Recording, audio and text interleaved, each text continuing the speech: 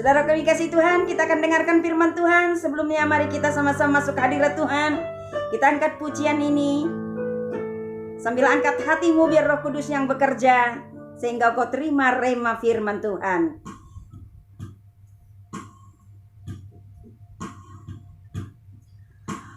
Roh Kudus, kau hadir di sini. Roh Kudus, ku mengasihimu. Kau lembut, kau manis, kaulah penghiburku, penolongku, diutus Bapakku. Sama-sama katakan Roh Kudus.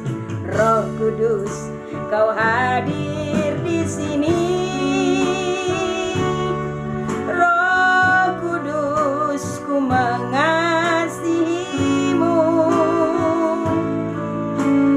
Kau lembut, kau manis, kaulah penghiburku, penolongku, diutus Bapakku.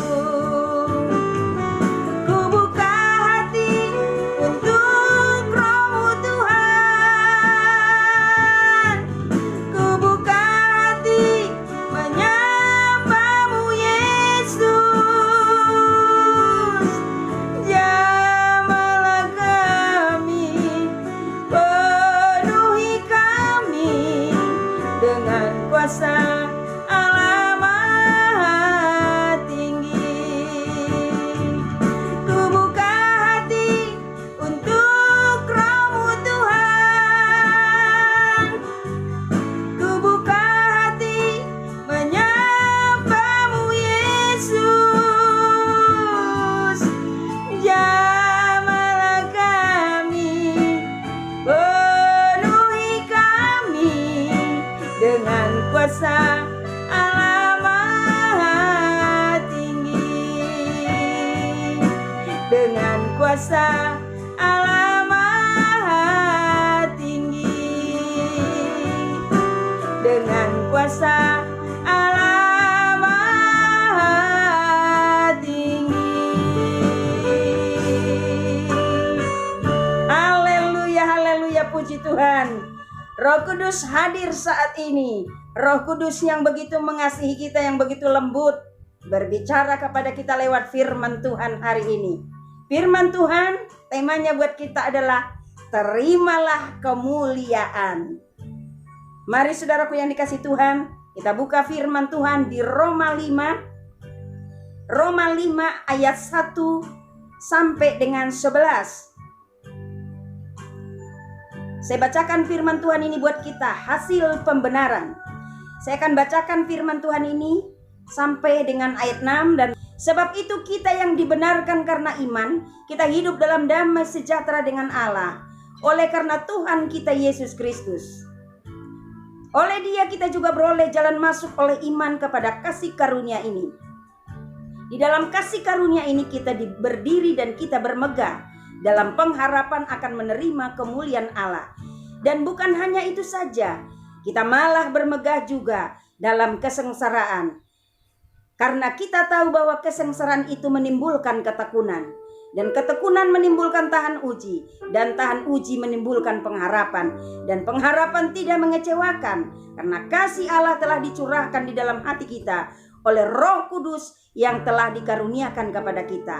Karena waktu kita masih lemah, Kristus telah mati untuk kita, orang-orang durhaka, pada waktu yang ditentukan oleh Allah. Amin. Saudaraku yang dikasih Tuhan, firman Tuhan ini dikatakan tadi di ayat 2b, di dalam kasih karunia ini kita berdiri dan kita bermegah dalam pengharapan akan menerima kemuliaan Allah.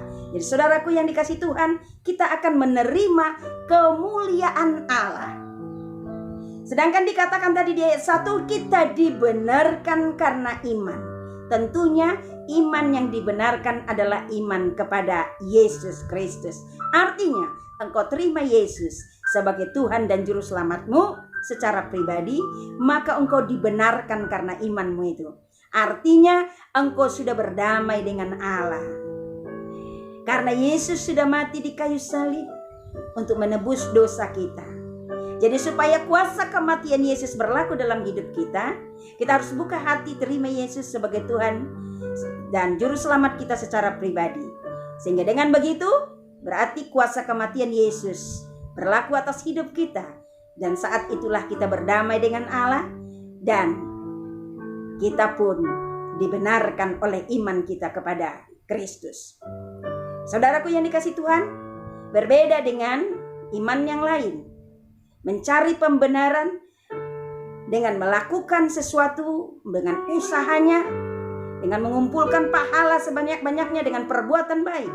Namun dikatakan di ayat 6 di firman Tuhan tadi mengatakan, karena waktu kita masih lemah, Kristus telah mati untuk kita orang-orang durhaka pada waktu yang ditentukan oleh Allah. Jadi sebenarnya kita itu lemah. Karena apa? Manusia dikatakan di Roma 3:23, semuanya sudah berbuat dosa, hilang kemuliaan. Tapi Yesus mau mati untuk orang berdosa itu. Jadi saudaraku yang dikasihi Tuhan, kalau kita berdosa, kita harus menebus dosa kita itu. Karena dosa itu bentuknya adalah hutang. Jadi hutang harus dibayar dengan hutang. Nah, hutang dosa kita sudah dibayar oleh Yesus. Dia mau mati di kayu salib demi kita. Jadi, saudaraku yang dikasihi Tuhan, hutang nyawa harus dibayar dengan nyawa. Nyawa Yesus yang menjadi taruhannya. Dan Yesus mau memberikan nyawanya untuk menebus kita dari dosa. Jadi saudaraku yang dikasihi Tuhan, kita tidak bisa mengusahakan untuk membayar dosa-dosa kita. Karena terlampau banyak dosa kita. Dan kita tidak bisa menghapus dosa kita dengan mengumpulkan pahala sebanyak-banyaknya. Cukup kita hanya buka hati terima Yesus sebagai Tuhan dan Juru Selamat secara pribadi. Kita sudah dibenarkan oleh Tuhan. Artinya dosa kita sudah diampuni. Kita berdamai dengan Allah.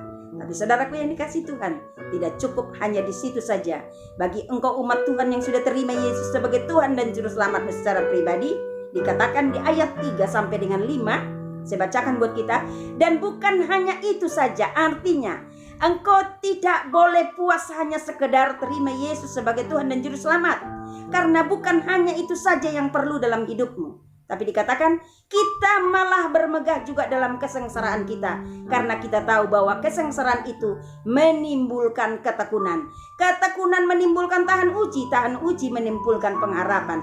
Dan pengharapan tidak mengecewakan. Karena kasih Allah telah dicurahkan di dalam hati kita oleh Roh Kudus yang telah dikaruniakan kepada kita. Jadi saudaraku yang dikasihi Tuhan, dikatakan di firman Tuhan tadi betul-betul ditekankan kepada kita. Dan bukan hanya itu saja, artinya tidak cukup hanya mau dibenarkan saja terima Yesus sebagai Tuhan dan Juru Selamat. Tidak cukup hanya jadi orang Kristen saja, tetapi kita harus masuk pada level berikutnya, yaitu kita harus bermegah dalam kesengsaraan. Saudaraku yang dikasihi Tuhan, mungkin selama ini engkau bermegah karena kekayaanmu, bermegah karena kepintaranmu, bermegah karena jabatanmu, bermegah karena pekerjaanmu. Mungkin engkau bermegah karena engkau anak seorang hamba Tuhan, engkau menyombongkan diri. Mungkin engkau punya banyak kolega, jadi engkau sombong sekali bermegah atas itu. Tapi yang Tuhan katakan pada saat ini firman Tuhan, kalau kau mau bermegah, boleh kamu bermegah, tapi harus bermegah dalam kesengsaraan. Apa arti bermegah dalam kesengsaraan? Engkau harus mau diproses lewat kesengsaraan. Karena Yesus saja menanggung sengsara, disalibkan, mati di kayu salib demi kita. Jadi kita pun yang sudah dibenarkan oleh iman kepada Yesus harus bersedia untuk bermegah dalam kesengsaraan. Dikatakan kesengsaraan itu bentuknya bagaimana? Kesengsaraan itu tantangan, persoalan. Seperti Indonesia sekarang sedang mengalami kesengsaraan. Diuji Indonesia ini. Kita tidak tahu apa maksud Tuhan mengizinkan virus corona datang ke Indonesia. Tapi yang jelas, Tuhan pasti punya rencana yang indah. Asal kesengsaraan ini menghasilkan ketekunan. Ketekunan kita mencari Tuhan. Dan ketekunan kita itu menghasilkan menjadi orang yang tahan uji, kuat, kokoh. sekalipun menghadapi kesengsaraan, menghadapi masalah, tetap berkata sekali Yesus, tetap Yesus. Tetap setia kepada Tuhan. Tahan uji, dan tahan uji itu akan menghasilkan pengharapan. Dan tentunya pengharapan kita tidak pernah mengecewakan. Jadi saudaraku yang dikasihi Tuhan, kita yang percaya Yesus, berarti kita sudah dibenarkan. Ada pengharapan, ada kepastian sorga. Tapi tentunya sekarang kita masih ada di bumi. Dan di bumi ini Tuhan mau kita menjalani proses hidup, mungkin dalam kesengsaraan, dengan sikap di hadapan Tuhan, sikap taat dan setia sama Tuhan, artinya tekun mencari Tuhan, dan kita tetap bertahan militan bagi Tuhan, sehingga kita masuk pada level tahan uji. Dan ketahanan kita dalam menghadapi setiap tantangan itu menunjukkan kita menjadi seorang yang militan bagi Kristus, akan menghasilkan pengharapan. Dan pengharapan itu tidak mengecewakan. Orang-orang yang tahan uji, itulah yang akan terima kemuliaan Allah. Saudaraku yang dikasihi Tuhan, perlu kita ingat bahwa iman bertumbuh dari hasil proses. Hargailah proses, cintai proses. Orang yang menghargai proses, mencintai proses, akan timbul menjadi seorang yang dewasa di dalam Tuhan, itu dewasa rohani. Kita ingat bahwa kita tidak cukup hanya percaya Yesus saja, tapi iman kita harus bertumbuh.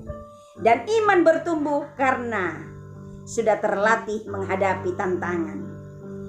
Kita dibenarkan karena iman kepada Yesus. Kita bermegah dalam kesengsaraan, maka kita akan terima kemuliaan dari Tuhan. Kita terima penghargaan dari Tuhan, yaitu kemuliaan lewat kuasa Roh Kudus-Nya.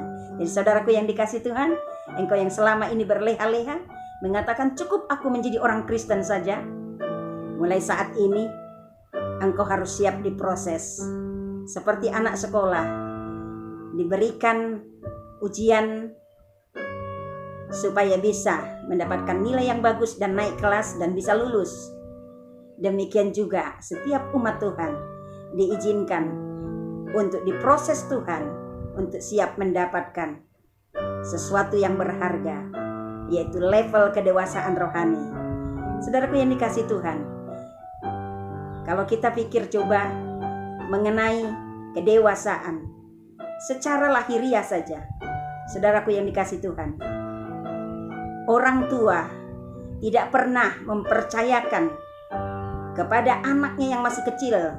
Mungkin anaknya TK, dia tidak mungkin percayakan uang 1 juta. Tapi kalau untuk anaknya yang sudah dewasa, sudah kuliah, dia percayakan uang 1 juta. Dan bukan hanya itu saudaraku yang dikasihi Tuhan, tentunya tidak ada orang tua yang menikahkan anaknya yang masih anak-anak. Tentunya anaknya dewasa baru dinikahkan. Karena apa saudaraku yang dikasihi Tuhan? Semakin dewasa, semakin siap untuk dipercaya. Siap dipercaya uang besar, siap dipercaya berkat besar. Bagaimana dengan kita? Mau siap dipercaya Tuhan berkat besar? Engkau harus dewasa rohani. Mau jadi mempelai Kristus? Harus dewasa rohani. Jadi, keadaan Indonesia yang sekarang ini, tujuannya Tuhan untuk mendewasakan umat Tuhan. Tuhan mau umat Tuhan dewasa. Ketika beribadah di gereja, betul-betul rohani. Tetapi ketika beribadah stay at home di rumah saja pun, tetap setia sama Tuhan. Itu tanda orang dewasa. Dalam keadaan sulit, tetap setia kepada Tuhan. Saudaraku yang dikasihi Tuhan, terimalah kemuliaan Tuhan dengan tetap setia pada iman percaya pada Yesus. Dan tetap engkau mengatakan Yesus baik sekalipun dalam masa-masa sulit sekarang ini. Dan bahkan engkau dipersiapkan Tuhan dengan menerima kemuliaan dari Tuhan untuk bisa juga menguatkan orang lain. Terimalah kemuliaan Tuhan dan terimalah kelimpahan berkat Tuhan. Buka hatimu untuk Roh Kudus, karena hanya Roh Kudus yang bisa mengubahkan hatimu. Roh Kudus yang akan berbicara di hatimu sehingga engkau menjadi orang yang betul-betul diubahkan Tuhan, yang menjadi dewasa rohani, yang siap terima kemuliaan Tuhan. Tuhan Yesus memberkati. Katakan kepada Roh Kudus, ku buka hati untuk Roh-Mu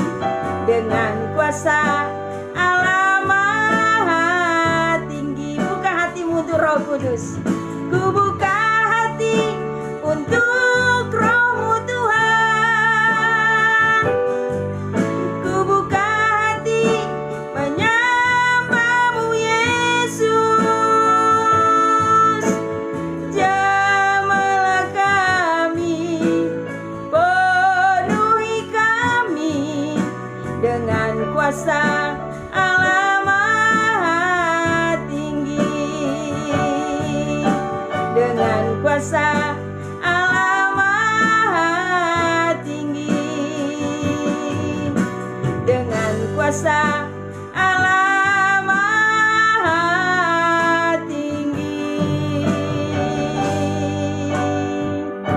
Terimalah kemuliaan dari Tuhan Yesus, kemuliaan dari Roh Kudus yang akan menyertaimu sepanjang masa. Tuhan Yesus memberkati. Shalom.